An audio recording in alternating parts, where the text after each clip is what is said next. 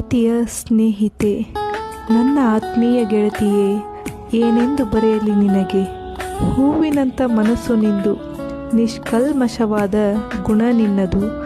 ಜೇನಿನಂಥ ನುಡಿಯು ನಿನ್ನದು, ಸದಾ ಮುಖದಲ್ಲಿ ಮಂದಹಾಸ ಬೀರುವ ಹೂವೇ ಆಗಿರುವೆ. ಅದುವೇ ನಿನಗೆ ಭೂಷಣ.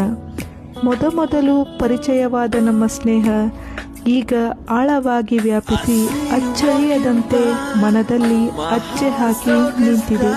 ಸ್ವಚ್ಛವಾದ ನಿರ್ಮಲವಾದ ಈ ನಿನ್ನ ಸ್ನೇಹಕ್ಕೆ ನನ್ನ ಜೀವವು ಕಡಿಮೆ ಮೌಲ್ಯ ಎನ್ನಿಸುತ್ತದೆ ನನಗೆ. ನಿನ್ನ ಸ್ನೇಹಕ್ಕೆ ತಲೆಬಾಗಿರುವ ನಾನು ಯಾವಾಗಲೂ ನಿನಗೆ ಚಿರಋಣಿ.